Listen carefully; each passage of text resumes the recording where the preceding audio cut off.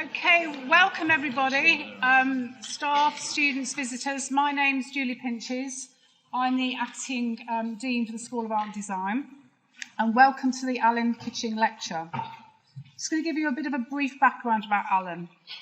He began his apprenticeship in the printing industry in the 1950s and has a long and varied career as a typographer and graphic designer, working on many corporate identities, exhibition, publishing design for a diverse range of clients, such as IBM, Mobil, Penguin, and the National Theatre.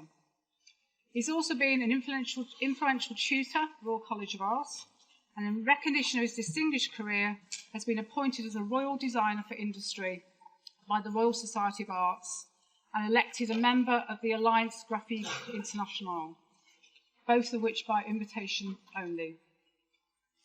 However, perhaps best known in recent years as an experimental letterpress artist, setting up the typography workshop in Clerkenwell, London, 2003.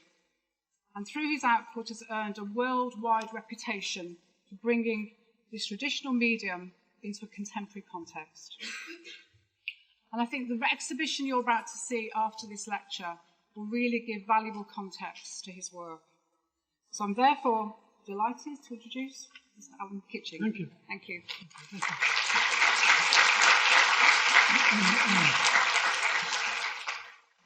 Good afternoon, everybody. Thank you for having me. It's a great privilege to be in Nottingham. Why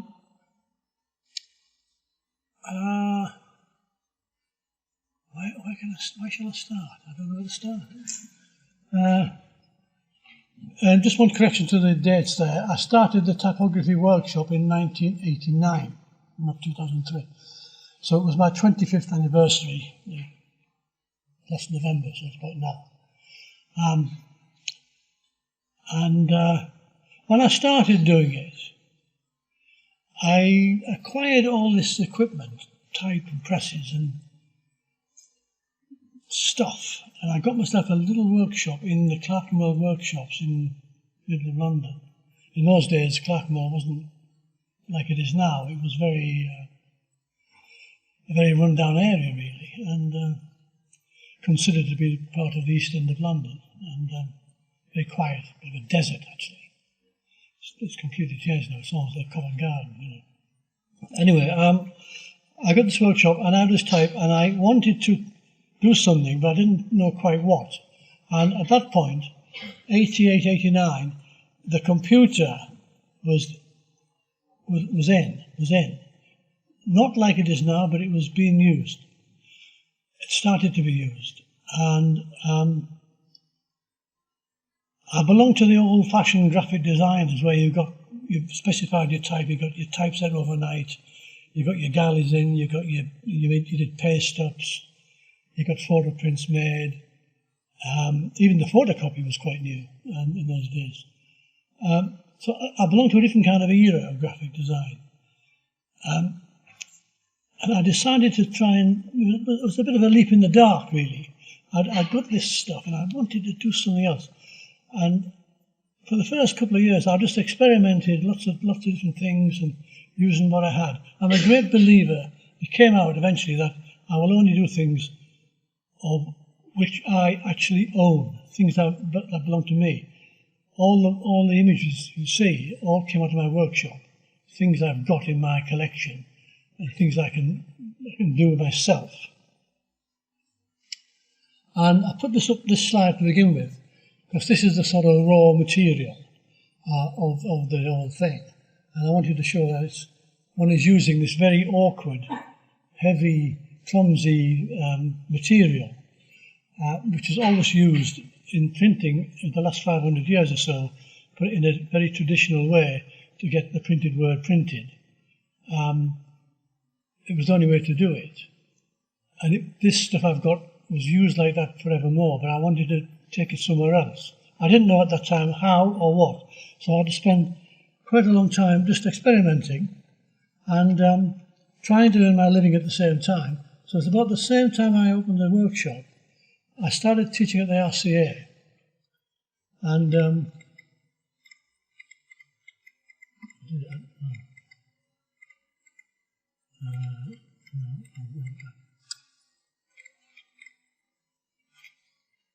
go back where it was. That one, wait a minute, that one. Just shots of me working, just sort of jobs, things I did. Just to give you an idea of what it looked like.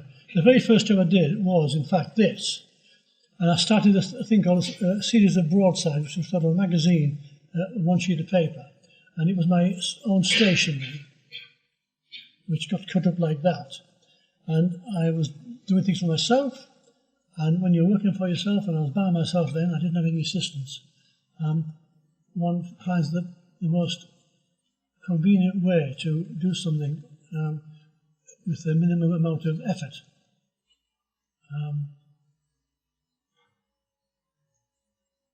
And at this time, if you look at the typography, the small on the invoices and the letterheading, it was very traditional kind of graphic design typography, all set in Futura, and still wasn't really. I was still in the 60s. I got this one. That's this one.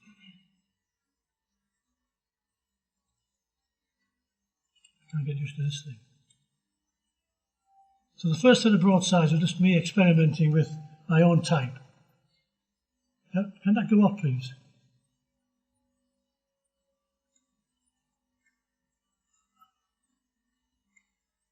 Number 3. I'm trying to explore with the wood letter type, the collection I had then. And explaining a little bit, trying to explain visually how all this old stuff worked, how it was designed to work together like this in these sort of lines and multiples of each size. They were very fixed. It wasn't like, type now, you can make it anything you like. It's millimetres of millimetres and it's degrees of millimetres. Then it's a very solid thing. I did this about my friend Bertold Volp. I was doing things just to amuse myself and find my own interest. I knew Bertold, and the black text I annotated from what he told me about how he got commissioned by Stanley Morrison at Monotype to design this typeface called Albertus. And the red type at the bottom is me talking about how I knew Bertold. And I remember him saying to me once, we did some work together, and he needed to cut some paper down, and I offered him a scalpel and a straight edge and things like that. And he very grumpily said to me, "Never cut paper when you can tear it." And I've never forgotten it, and I always do. I never ever cut paper if I can possibly do it. And this is where I was, and I thought I would try and explain to people the location of my workshop within that area. And this is the first typographic map I did, where I pushed all the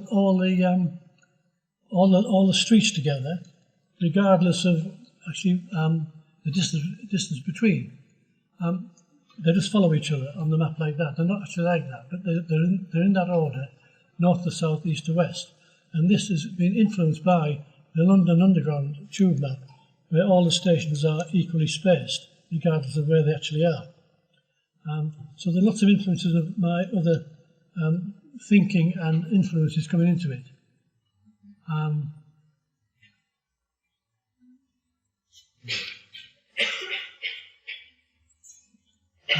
More specimen sheets. I'm trying to tell people where I am.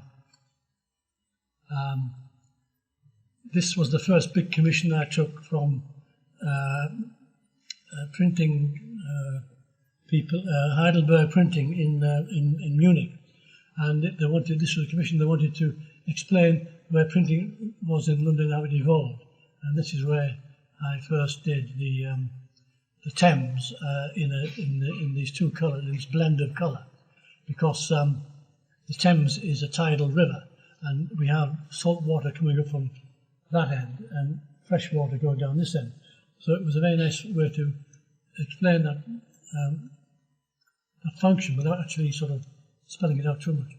And all these blue circles came out of the fact that in London, lots of houses and buildings have blue plaques on them of where people lived and worked. and I use that as the motif. So all the type is centred, and all the streets are again not like that. You know, Fleet Street does not run against the river, and it's nowhere near Leicester Square, but it's north, south, east, and west. This is a close-up of the big circle where English printing started by William Caxton in Westminster in 1447. Another map, London, Dr. Johnson, he of the dictionary. I was a big fan of Johnson, fantastic guy. To write a dictionary, which he did, is phenomenal. And the text at the top is everything he said about London, which was in his great book by Boswell, Life of Johnson. Everything he said about London, Boswell wrote it down. It's in his book. The book is like a foot thick. I read it from cover to cover. Fantastic history of London and England. And I put a flag in every time he mentioned London.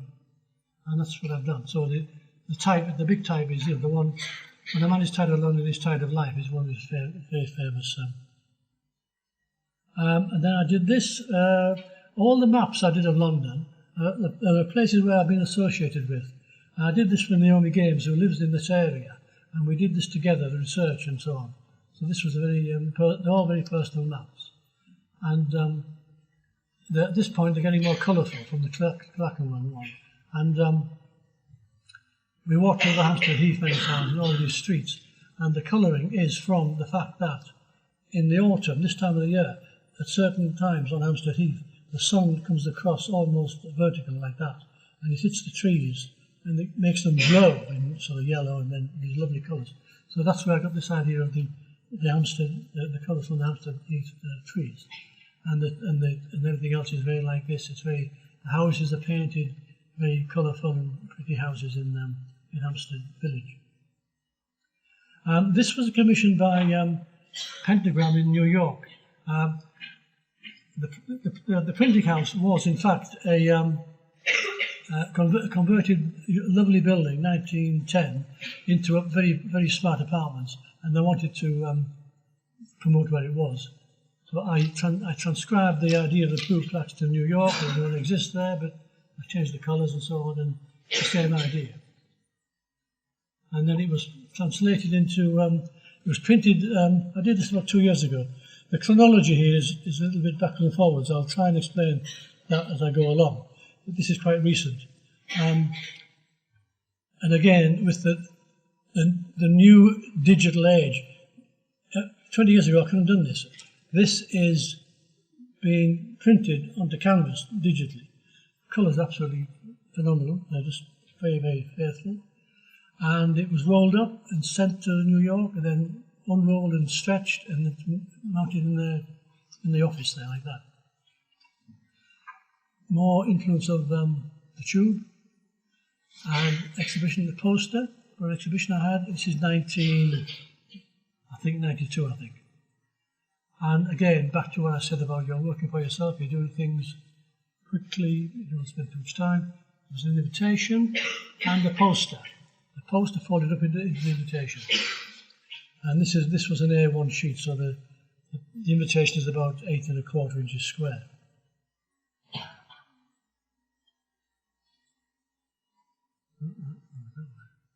Another kind of map. This was for sportswear people, and they've seen my maps, and I said what we should do this for the London Marathon is just stretch it out 1 to 26 and put all the highlights in like that, and that's what they did, and it was run in magazines over a number of pages like that, so you could follow the thing. And again, this is now jumping forward. This is like 2 years ago now. I was in New York at the request of Monotype, as it happened, to give a talk for them. And I went on the High Line, and I was very struck with the way it was a beautiful place, a very interesting place. And it was a kind of companion piece to the marathon idea.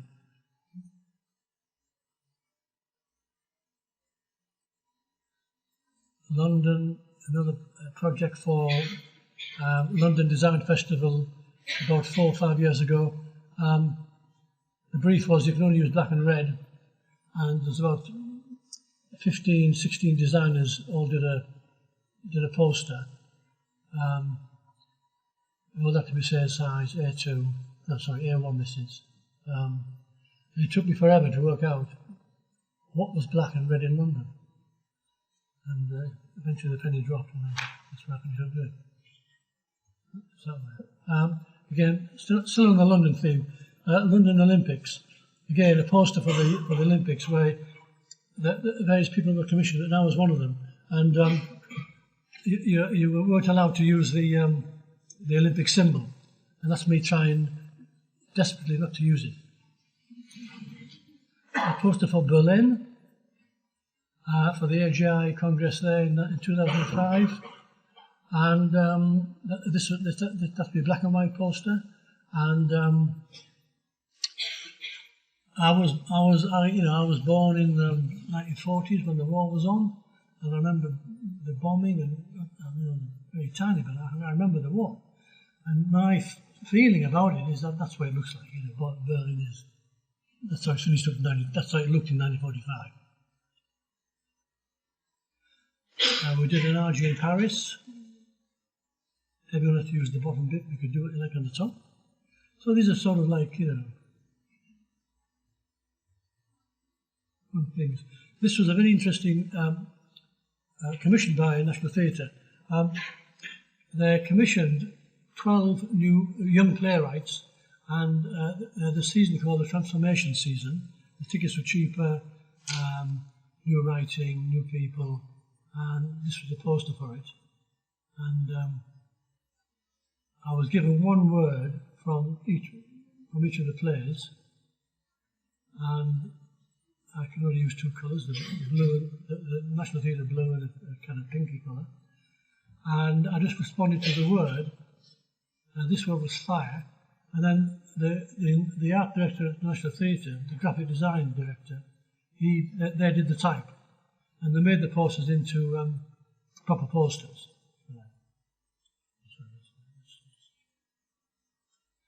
I did this with the late great Alan Fletcher for LBC. This was all proofed up and then cobbed together by an advertising agency we work with.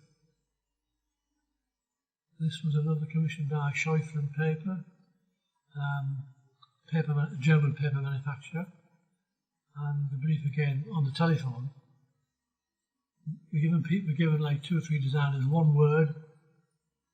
When you do something with it, it's with black and red, and they ran them for ads and various press things, and I got the word imagine.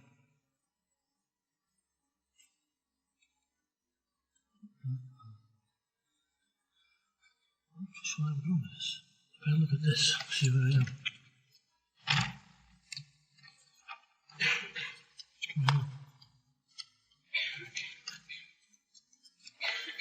Right. This is it.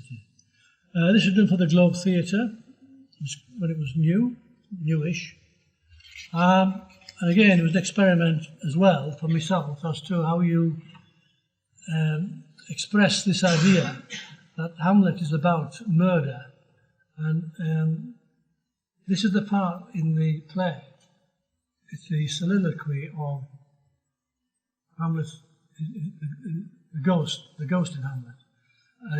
He comes back and his vision is on the stage, and he's hovering, shimmering, and he's talking to his son, the young Hamlet, and he's telling him how he got killed, who murdered him, and how it was done, and so on. So I'm trying to get this idea that there's 2 Hamlets appearing together. One's a ghost and one isn't. Another one coming up here is another exhibition I was involved with, where you were given you could choose a phrase that was called visible word, I think it was called. Anyway, you could take a phrase. something which was not normally in print, not normally visual, something that was spoken, like Martin Luther King's "I Have a Dream." It wasn't written down; he just spoke it. And again, I'm back to the war. This is Churchill, in the dark days of Britain. I have nothing to offer but blood, toil, tears, and sweat. I'm experimenting again with words, colours, language. Turf means racehorsing. These are jockeys' colours, which they wear on their silks, their shirts. And I'm just being a little bit playful.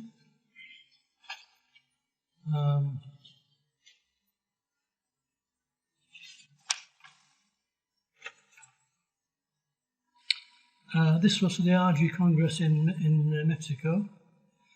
I just love their. I like the work of Frida Diego and Diego Rivera, who were companions and lovers and companion artists. And there they are together in their Mexican dress. And then I did a piece of work. We are looking at a series of prints which I did, all about our musical heroes. Again, all experiments really, but I did this. I'm starting now to do edition prints. This was done in an edition of I think about 25 copies. So I'm starting to use the printing process as more like, as it was meant to be, to reproduce more than one copy. I still do one-offs, but I still do small editions now. And this is one of the first ones, very complex, lots of overprinting, many times through the press. And the idea is that I'm using the borders with the type. And the idea is that only one name is used. So the first one is Marlene Dietrich. And she was just known as Dietrich. If you said Marlene, you wouldn't know who it was. And the same with Jimi Hendrix. If you said Jimmy, you wouldn't know what he was. Hendrix, you knew he was known like Hendrix. Bob Dylan, Billie Holiday, Gracie Fields, and so on like that. Piaf, Edith Piaf. She was known as Piaf. So we did this sort of left and right, the border. The whole logic of it was that if it was meant to be a collage of torn off posters, which you sometimes see, where a poster gets stuck onto a hoarding, it stays there for a while, and then it gets torn off, and there's a bit left on. So another poster goes up, which didn't quite cover it up. That stays up. That gets taken off again, and another bit sticks on. So you get this sort of collage of old posters appearing together. And this is the logic behind it. There's always a logic about what I'm doing. I'm not printing. I'm not just making nice colours and nice things. There's a reason. This was commissioned by, it came through Atelier Design, that guy for a long time, who were commissioned by Falmouth College to, they did this new logo, and I think that's been superseded now, but I wanted to do this poem by a very fine poet called Christopher Logue, who's no longer with us, unfortunately, and he wrote this lovely poem called Come to the Edge, and we used that as a promotion for the college. And the next one is, so that's the commission job there. The next one isn't. It's just something which I loved the sound of. It's the first line of a very long poem by John Keats called Endymion. And the first line is this: I think I've been using the job forever. And I thought, it's just so sweet and so poetic, if you like. I'll try and do something with it. This is a print I did. So just myself working like that. And this is a commission for the Royal Mail. these stamps came out in 2001. The Royal Mail commissioned 48 British artists and designers, graphic designers, and everybody got what they did. They divided the history of England up into, which is 1,000 years, into 48 parts, if you can imagine doing that, of significant periods and events. And I was given the Magna Carta, the signing of the Magna Carta in 1214, 1215. It's a lot to do with words. And I went to, I was giving a talk actually in Lincoln College, and they've got an original Magna Carta in Lincoln Castle. And I went to have a look at it. And it's the most driest, dustiest, boring looking thing you can imagine. And they've got about 4 in the British Library. But the one I saw was in Lincoln. And I then obtained a modern translation of it, because it's all written in Old English Saxon text. And it's like 2,000 words long. It's a very long, long-winded thing. Long text. And I read it and I read it and I read it, and I kept marking bits and I kept marking bits. It took me weeks to do it. And I finally came up with this idea that these words, freedom, lawful judgment, liberty, justice, equal rights, which are in the original Magna Carta, and they're still in English law today. So I did this like a kind of a banner, like a protest banner. And here's all the words in bright colours, sitting against a field of the meadow at Runnymede by the Thames, where it was signed. And that's meant to be the Thames, and that's meant to be the meadow. So we have this kind of very peaceful, calm English background setting, and this violent, demanding protest going on at the same time. So that's the logic behind that. And this was an occasional stamp that the Royal Mail did, and I had to squeeze all the type up, because you were not allowed to touch the Queen, especially on her nose. And that's it in use.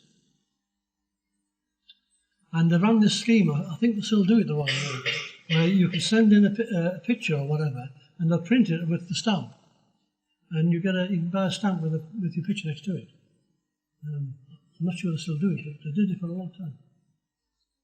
And these more occasional stamps I did. And again, I'm trying to express the idea that how you would appreciate someone. I say thank you, you say thank you. It's trying to express the word. My best wishes. You're trying to be sincere about what you're saying. Cards for the Tate Gallery in Tate Britain, actually, we've been for, but they're selling in other Tates. I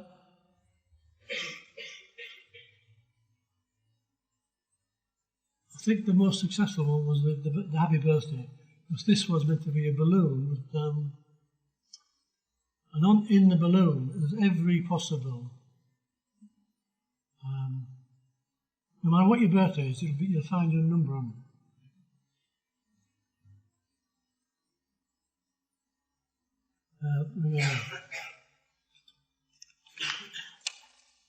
I did this job with David Hillman. These are his types. He had a collection of types. David Hillman used to be at Pentagram. He's now on his own again. And we did a portfolio. I'm changing the thing here now. It is 1995. And what these are, a portfolio of what I found when I opened the type cases.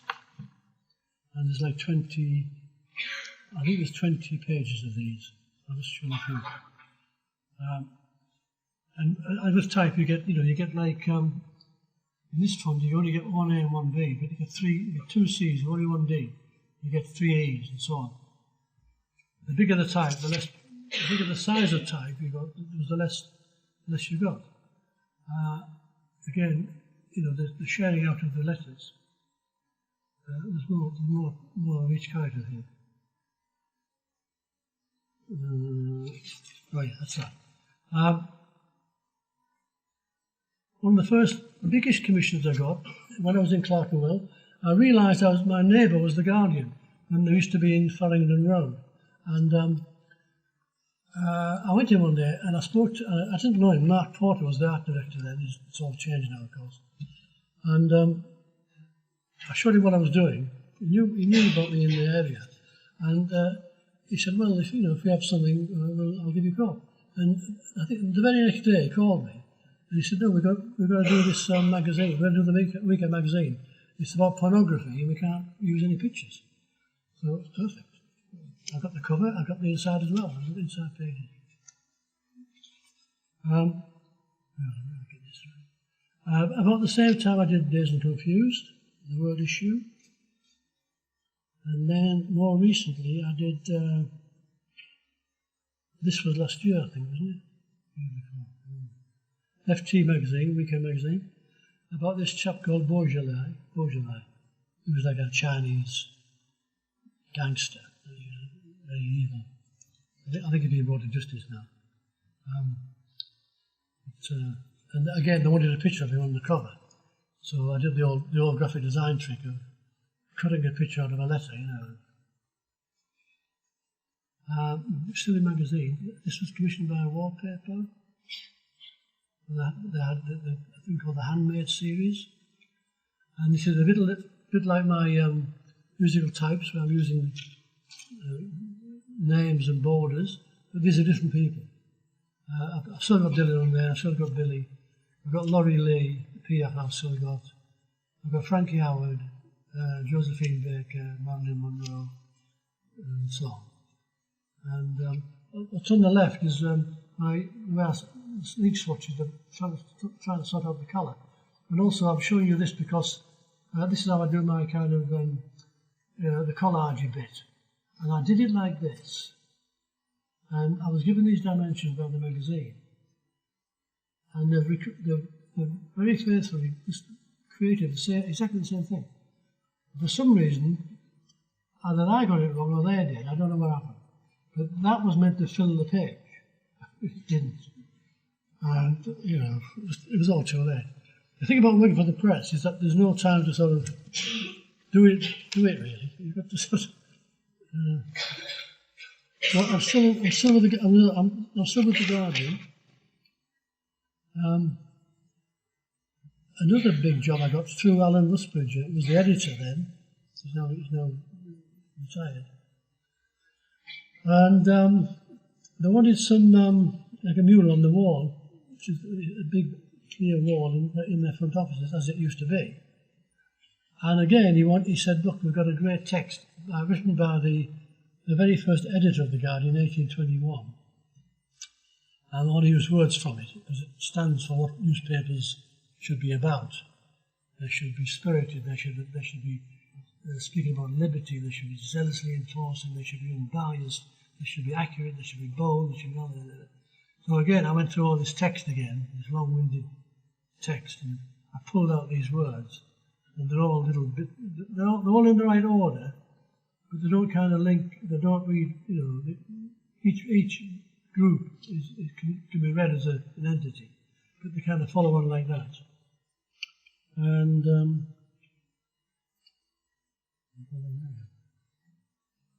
again, Guardian, this was G2. This was when Obama was on the presidential trail, and he was giving speeches everywhere. And obviously another visible speech, if you like.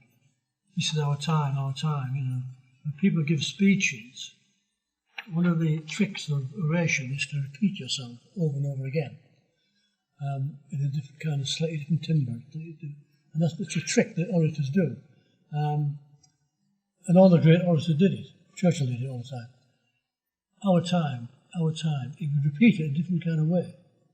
To get that point across, you sort of labour it slightly. It was a sort of subversive way to get your message over. It's by repetition.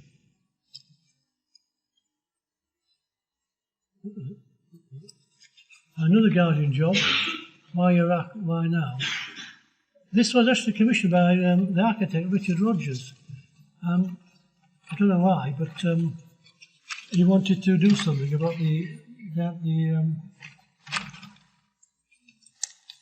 this is 2003, and it was done in conjunction with the Guardian, with Rusbridger, and again a protest. And this was the text Rogers wrote out. He came to see me on his scooter with his son, Rue Rogers, and he wrote it out, and they left me with it, and I did it like this. And he came back and looked at it. He said he didn't quite know what to make of it. And then he read it, and he said, yes, I quite like that little knot of type you got in the middle. The facts do not justify war. And I explained the idea about this. It was that it's going to run as an ad in the Guardian. I also wanted it to be a placard to be seen in the street, so that people could go on the demonstration with it and stick it, wave it about. So the idea is that from a distance in the street, all you see is Iraq. Wow. And when you come closer, you say, why Iraq, why now? And you come closer still, it says the facts don't justify war. And then underneath, of course, is all the people who signed up to it. I didn't do that. I went to the Guardian and I worked with the designer on the type underneath. You do it all in caps, it's all in grot, whatever it is, I can't remember that. I just did the top bit really. But I was responsible for the bottom bit in terms of the density and the packedness of it all, which I wanted to keep. Well, we changed tack slightly. We're getting towards the end of it now. I better crack on a bit, haven't I? Cigarette packaging. We had a big exhibition at the Pompidou Centre.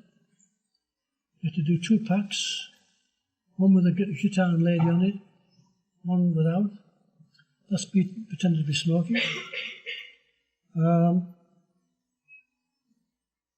Booze, Matiana, very, very beautiful Spanish wine, done for my friend Fernando Gutierrez.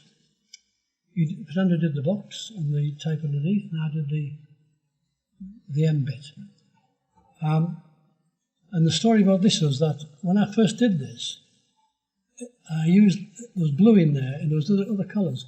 And when he saw it, and he phoned me back, and he said there was an awkward pause on the telephone, and I knew he was trying to work out how to say something to me. And I said, you don't seem happy about it. He said, the colours aren't right. And he said, the colours aren't quite right. I said, why? He said, they look a bit too French. I said, oh my God, of course they do.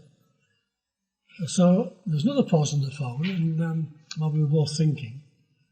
And then he said to me, do you know the work of the Catalan painter, Antonio Tapiz? I said, I certainly do. And I got a catalogue of his work. And I went straight to his catalogue, and if you know the Tapiz work, it's the colours of Spain, the colours of, the colours of the ochres and the bitter browns and the almost blacks and beautiful colours. So I used Tapiz palette actually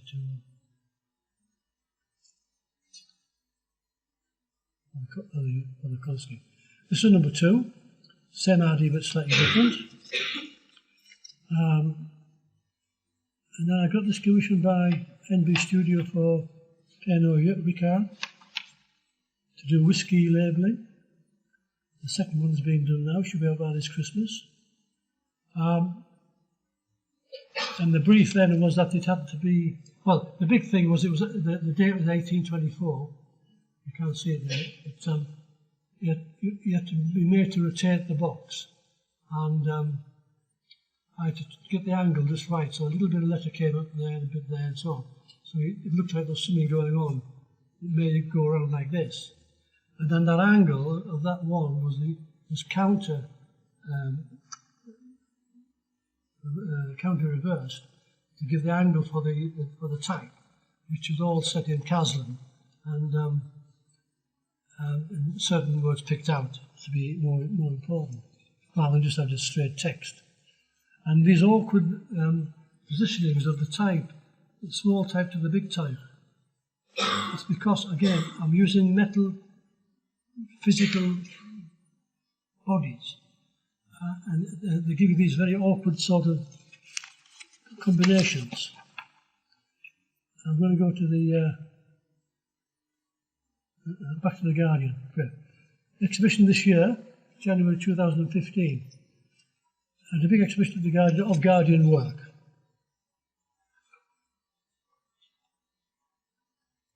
I got a commission in that time to do the review cover.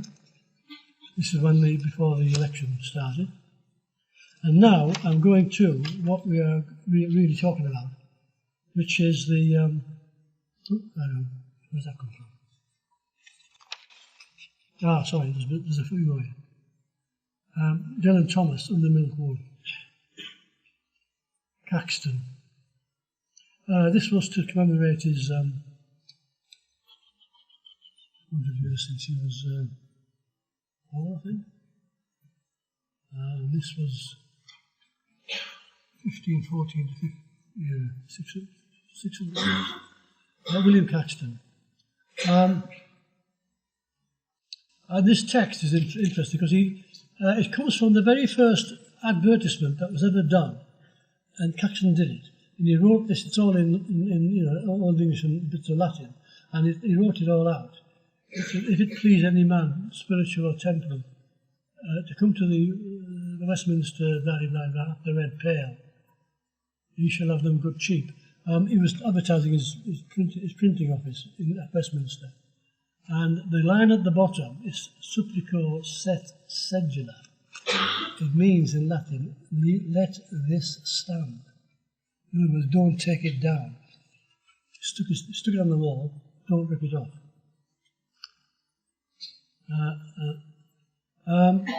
Dr. Johnson, when a man is tired. I thought this was a lovely phrase to do something with. London Life. This was done at the Royal Academy in the summer. Did a workshop there. The theme was Alice in Wonderland, and this is from the Mount. This is Lewis Carroll's text, that part of the story where he talks about the mouse, and it's called The Mouse's Tale. And it's just simply taken from that. Now then we come to what we come downstairs is the Monotype Commission. These are the 5 designers. And when I did the High Line, which I showed you, that was 2013 I think, I came back and I was talking to Naomi Games, who sat over there, who was the daughter of Abram Games, and she just published a book, and the first line of it was that all these 5 designers were all born in 1914. We're talking about 2013, so there's another year to go before the centenary. I came back from the States talking about this job, which I'd got, but I didn't know what to do. I said, do what you like, as long as it's their format. So I had this conversation with her in her garden, I remember it very well, on a lovely summer's afternoon. We kind of came up with this job of doing monograms, which I've done before for people. The pentagram poster outside the gallery is there. And I went to Monotype and I said, well, if we could do, we can use your type and use my type. I said, that sounds a very good deal. So I invented these monograms for these people, trying to sort of base it on the work that they did. This is Henrian. This is a picture of Tom Eckersley, who was the head of graphics at the London College of Printing 40 years ago, 30 years ago. Fantastic, they're all fantastic poster designers. That's one of his posters.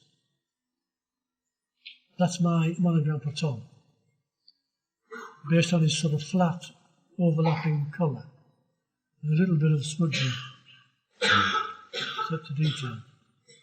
This is Abram Games, Naomi's dad, in his smock. Wonderful picture. I mean, you can see, you know, pots of paint, set squares, type moves and rulers hanging up. Very neat workshop. Very nice picture. His very famous ATS poster he did. All these guys were great use of the airbrush. This is my take on it, because not only did he do ATS, there's another poster in the show downstairs for Guinness. One of his clients was Guinness. And so it's a combination of the monotype type is the A, which is the Beaver type, and the G is one of my sans serif types. And he always signed his name off, I understand. He always signed his work with a full stop at the end of it. So we'll put a full stop. Detail. I'm trying to suggest airbrushing, but I can't do it really. This is FHK Henryan, and in the studio. Because in the monotype leaflets they did, I cropped the head out so you can't see his glasses, and you can only see the part of the photograph. Very nice photographs. This is a style of the work he did.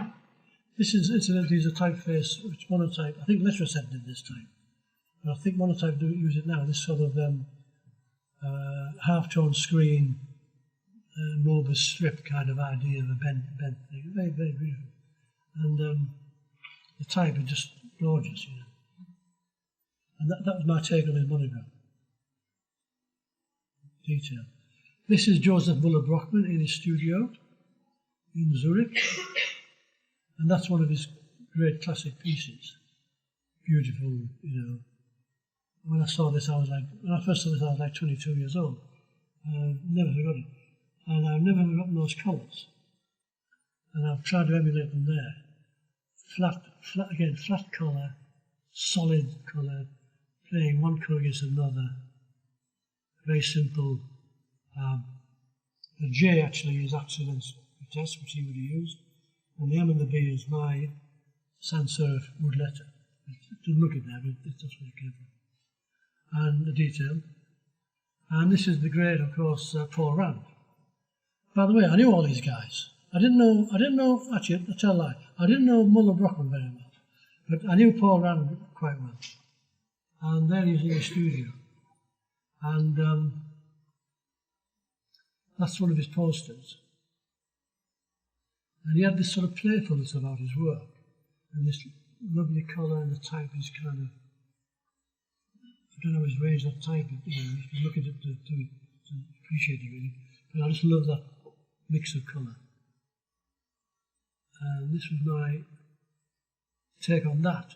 The P is actually a monotype face, it's called Gill Shadow, and the R is mine, and you combine them together. And then the idea that the P, because it's a stencil letter, it's made out of two parts, the inner and the outer. So I did them in different colours to emulate Rand's playfulness, because he did a lot of children's books as well, which are these sort of visual puzzles and playing with shapes. I'm nearly there. We're nearly there. We're nearly there.